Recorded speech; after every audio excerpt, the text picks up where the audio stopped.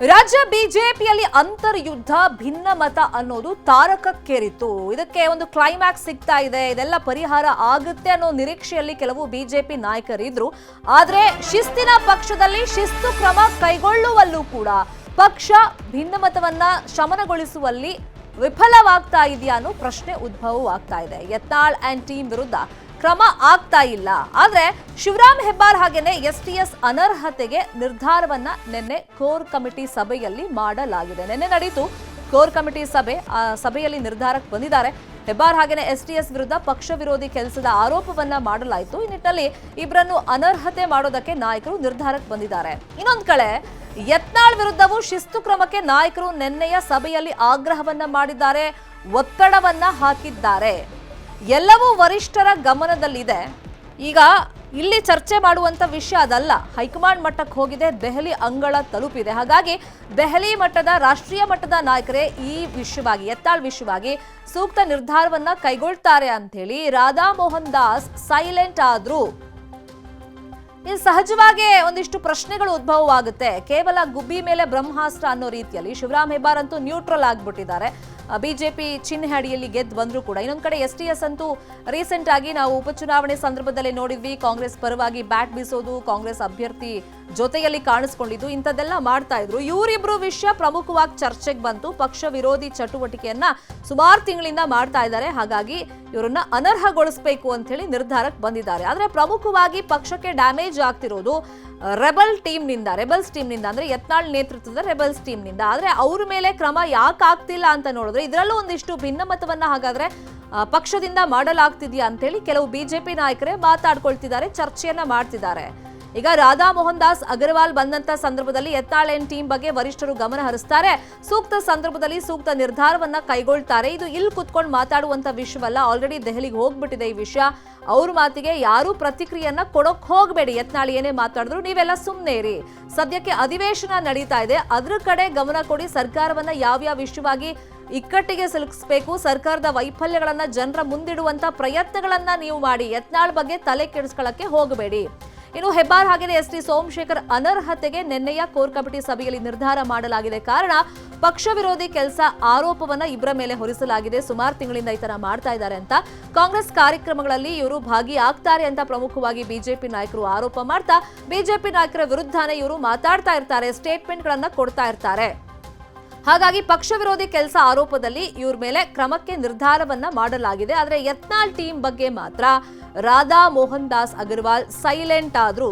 ನೀವು ಮಾತಾಡಕ್ ಹೋಗ್ಬೇಡಿ, ಅವ್ರು ಏನೇ ಮಾತಾಡಿದ್ರು ಅಂತ ಹೇಳಿ ಸುಮ್ಮನಾಗ್ಬಿಟ್ರು. ಸೊ ಇದೀಗ ಒಂದ್ ಕಡೆ ರೆಬಲ್ಸ್ ಗಳಿಗೆ ಒಂದು ಟೆನ್ಷನ್ ಇತ್ತು, ಏನ್ ಮಾಡಬಹುದು ಮುಂದೆ ಪಕ್ಷದ ವರಿಷ್ಠರು ಅಂತ ಹೇಳಿ. ಈಗ ದೆಹಲಿಯಿಂದ ಅವ್ರು ವಾಪಸ್ ಬರ್ತಾ ಇದ್ದಂಗೆ ನಾನ್ ಸೈಲೆಂಟ್ ಆಗ್ತೀನಿ, ರಮೇಶ್ ಜಾರಕಿಹೊಳಿ ವೈಲೆಂಟ್ ಆಗ್ತಾರೆ ಅಂತ ಯತ್ನಾಳ್ ಹೇಳಿಕೆ ಕೊಟ್ಟ ಮೇಲೂ ಕೂಡ ಯಾವುದೇ ಕ್ರಮಗಳಂತೂ ಆಗ್ತಾ ಇಲ್ಲ. ಇದೇ ವಿಷಯವಾಗಿ ಇನ್ನಷ್ಟು ಡೀಟೇಲ್ ಆಗಿ ಇನ್ಫಾರ್ಮೇಶನ್ ಕೊಡ್ತಾ ಹೋಗೋದಕ್ಕೆ ಫೋನ್ ಸಂಪರ್ಕದಲ್ಲಿ ಕನೆಕ್ಟ್ ಆಗಿದ್ದಾರೆ ನಮ್ಮ ಪೊಲಿಟಿಕಲ್ ಬ್ಯೂರೋ ರಿಪೋರ್ಟರ್ ಕೃಷ್ಣ. ರಾಜ್ಯ ಬಿಜೆಪಿಯ ಸದ್ಯದ ಪರಿಸ್ಥಿತಿ ನೋಡ್ತಾ ಇದ್ರೆ ವರಿಷ್ಠರಿಗೆ ಈ ಭಿನ್ನಮತವನ್ನ ಶಮನಗೊಳಿಸುವಂತ ಮನಸ್ಸಿಲ್ವಾ, ಟೈಮ್ ಇಲ್ವಾ, ಅಥವಾ ರಾಜ್ಯ ಬಿಜೆಪಿನೇ ಹಿಂಗೆ ಅಂತ ಬಿಟ್ಟಾಕ್ಬಿಟ್ಟಿದಾರ? ಶರ್ಮಿತಾ, ಯತ್ನಾಳ್ ಅವರ ವಿಚಾರದಲ್ಲಿ ಹೈಕಮಾಂಡ್ ನಡೆ ಏನು ಅನ್ನೋ ಒಂದು ಪ್ರಶ್ನೆ ಇನ್ನೂ ಕೂಡ ಪ್ರಶ್ನೆಯಾಗಿ ಉಳಿದಿರುವಂತದ್ದು. ಯಾಕಂದ್ರೆ ಸತತವಾಗಿ ಹಲವು ಬಾರಿ ಒಂದಷ್ಟು ಕಾರ್ಯತಂತ್ರವನ್ನ ಮಾಡಿದ್ರು ಕೂಡ ಯತ್ನಾಳ್ ಅವರ ವಿಚಾರದಲ್ಲಿ ಹೈಕಮಾಂಡ್ ಆಗ್ಲಿ ಮತ್ತೆ ರಾಜ್ಯದ ನಾಯಕರಾಗ್ಲಿ ಒಂದು ನಿರ್ಧಾರವನ್ನ ಕೈಗೊಳ್ಳುವಂತ ನಿಟ್ಟಿನಲ್ಲಿ ಫೇಲ್ಯೂರ್ ಆಗಿರುವಂತದ್ದು. ಯಾಕಂದ್ರೆ ನಿನ್ನೆ ರಾಜ್ಯ ಕೋರ್ ಕಮಿಟಿ ಸಭೆಯಲ್ಲೂ ಕೂಡ ನಡೆದಂತ ಸಭೆಯಲ್ಲಿ ಒಂದಷ್ಟು ವಿಚಾರಗಳ ಬಗ್ಗೆ ಚರ್ಚೆ ಕೂಡ ಆಯ್ತು. ವಿಜೇಂದ್ರ ಅವರೇ ಮುಖ್ಯವಾಗಿ ಯತ್ನಾಳ್ ಅವರಿಗೆ ಕಡಿವಾಣ ಹಾಕ್ಬೇಕು ಅನ್ನೋ ಒಂದು ಪಟ್ಟನ್ನು ಕೂಡ ಹಿಡಿದು, ಅದ್ರ ಜೊತೆಗೆ ಡಿ.ವಿ. ಸದಾನಂದಗೌಡರ ಆದಿಯಾಗಿ ಕೆಲ ರಾಜ್ಯದ ಬಿಜೆಪಿಯ ಕೋರ್ ಕಮಿಟಿ ಸದಸ್ಯರುಗಳು ಕೂಡ ಅದಕ್ಕೆ ಸಹಮತವನ್ನು ಕೂಡ ವ್ಯಕ್ತಪಡಿಸಿದ್ರು. ಅಂತಿಮವಾಗಿ ರಾಜ್ಯ ಬಿಜೆಪಿ ಉಸ್ತುವಾರಿಯಾಗಿರ್ತಕ್ಕಂಥ ರಾಧಾ ಮೋಹನ್ ದಾಸ್ ಅಗರ್ವಾಲ್ ಅವರು ಒಂದೇ ಮಾತು ಹೇಳಿದ್ರು, ಈಗಾಗಲೇ ಆ ಒಂದು ವಿಚಾರ ಹೈಕಮಾಂಡ್ ಗಮನದಲ್ಲಿದೆ. ಹೈಕಮಾಂಡ್ ನಾಯಕರು ಸೂಕ್ತ ಸಂದರ್ಭದಲ್ಲಿ ಸೂಕ್ತ ನಿರ್ಧಾರವನ್ನ ಕೈಗೊಳ್ಳುತ್ತಾರೆ. ಆದ್ರೆ ನೀವೇನಿದ್ರು ಕೂಡ ಎಲ್ಲರೂ ಕೂಡ ಒಟ್ಟಾಗಿ ಹೋಗುವಂತದ್ದು ಮತ್ತೆ ಸರ್ಕಾರದ ವಿರುದ್ಧ ಹೋರಾಟ ಮಾಡುವಂತದ್ದು ಮತ್ತೆ ಯಾವುದೇ ರೀತಿಯಾದಂತಹ ಆಂತರಿಕವಾದಂತಹ ಭಿನ್ನಮತ ಇಲ್ಲದೆ ಒಗ್ಗಟ್ಟಿನಿಂದ ಹೋರಾಟ ಮಾಡುವಂತ ನಿಟ್ಟಿನಲ್ಲಿ ಜನರಿಗೆ ಸರ್ಕಾರದ ವೈಫಲ್ಯಗಳನ್ನ ತಿಳಿಸುವಂತ ನಿಟ್ಟಿನಲ್ಲಿ ಕೆಲಸವನ್ನ ಮಾಡಿ ಅನ್ನೋ ಸೂಚನೆಯನ್ನು ಕೂಡ ಕೊಟ್ಟಿರುವಂತದ್ದು.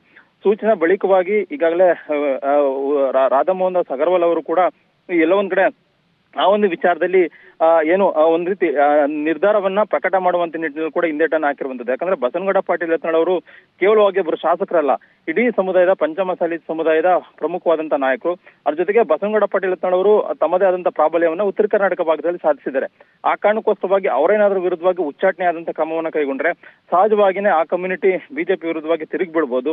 ಮತ್ತೆ ಬರುವಂತ ದಿನಗಳಲ್ಲಿ ಬಿಜೆಪಿಗೆ ದೊಡ್ಡ ಮಟ್ಟದ ಡ್ಯಾಮೇಜ್ ಆಗ್ಬೋದು. ಆ ಕಾರಣಕ್ಕೋಸ್ಕರವಾಗಿ ರಾಜ್ಯದ ಬಿಜೆಪಿ ನಾಯಕರು ಯತ್ನಾಳ್ ಅವರ ಒಂದು ವಿಚಾರದಲ್ಲಿ ಅಂತಿಮವಾದಂತಹ ಒಂದು ಶಿಸ್ತು ಕ್ರಮ ಆಗಿರ್ಬೋದು ಮತ್ತೆ ಉಚ್ಚಾಟನೆ ಆಗಿರ್ಬೋದು ಈ ರೀತಿಯಾದಂತಹ ಕ್ರಮವನ್ನು ಕೈಗೊಳ್ಳುವಂತ ನಿಟ್ಟಿನಲ್ಲಿ ಯಾವುದೇ ರೀತಿಯಿಂದ ಇದುವರೆಗೂ ನಿರ್ಧಾರವನ್ನ ಮಾಡಿಲ್ಲ. ಬಹುಶಃ ಈ ಒಂದು ರಾಜ್ಯ ಬಿಜೆಪಿಯಲ್ಲಿ ಈ ಒಂದು ಗೊಂದಲ ಇನ್ನೂ ಕೂಡ ಮುಂದುವರುವಂತ ಸಾಧ್ಯತೆ ಇದೆ. ಯಾಕಂದ್ರೆ ಸೋಮವಾರದಿಂದ ಚಳಿಗಾಲದ ಅಧಿವೇಶನ ಕೂಡ ಶುರುವಾಗ್ತಾ ಇದೆ. ಇದೇ ಒಂದು ವಿಚಾರವನ್ನ ಆಡಳಿತ ಪಕ್ಷವಾಗಿರ್ತಕ್ಕಂಥ ಕಾಂಗ್ರೆಸ್ ಇಲ್ಲ ಒಂದ್ ಕಡೆ ಅದನ್ನ ಪ್ರಸ್ತಾಪವನ್ನ ಮಾಡಿ ಬಿಜೆಪಿಗೆ ಮುಜುಗರವನ್ನ ತರುವಂತ ನಿಟ್ಟಿನಲ್ಲಿ ಡ್ಯಾಮೇಜ್ ಮಾಡುವಂತ ನಿಟ್ಟಿನಲ್ಲಿ ಕೂಡ ತಂತ್ರಗಾರಿಕೆಯನ್ನ ಮಾಡಿದ್ದಾರೆ. ಹೀಗಾಗಿ ರಾಜ್ಯದ ಬಿಜೆಪಿ ನಾಯಕರು ಯಾವ ರೀತಿಯಾಗಿ ಯತ್ನಾಳ್ ಅವರ ವಿಚಾರದಲ್ಲಿ ಆಂತರಿಕ ಭಿನ್ನಮತ ಬಡಿದಾಟದ ವಿಚಾರವಾಗಿ ಅದನ್ನು ಎದುರಿಸ್ತಾರೆ ಅನ್ನೋದು ಕೂಡ ಈಗಾಗಲೇ ಸಾಕಷ್ಟು ಪ್ರಶ್ನೆ ಆಗಿರುವಂತದ್ದು. ಹೀಗಾಗಿ ಯತ್ನಾಳ್ ಅವರ ವಿಚಾರದಲ್ಲಿ ಹೈಕಮಾಂಡ್ ಆಗ್ಲಿ ಅಥವಾ ರಾಜ್ಯದ ನಾಯಕರು ಒಂದು ಅಂತಿಮವಾದಂತಹ ನಿರ್ಧಾರವನ್ನು ತೆಗೆದುಕೊಂಡಿಲ್ಲ. ಆದ್ರೆ ಅಂತಿಮವಾಗಿ ಕೇಂದ್ರ ಗೃಹ ಸಚಿವರಾಗಿರ್ತಕ್ಕಂಥ ಅಮಿತ್ ಶಾ ಮತ್ತೆ BL ಸಂತೋಷ್ ಅವರು ಮಧ್ಯಪ್ರವೇಶವನ್ನ ಮಾಡಿದ್ರೆ ಯತ್ನಾಳ್ ಅವರು ಸುಮ್ಮನೆ ಆಗ್ತಾರೆ ಅನ್ನೋ ಒಂದು ವಿಚಾರ ಕೂಡ ಈಗಾಗಲೇ ಹೇಳಾಗ್ತಾ ಇರುವಂತದ್ದು. Sharmita. Fine, thank you Krishna ತಮ್ಮೆಲ್ಲ ಇನ್ಫಾರ್ಮೇಶನ್ಗೆ.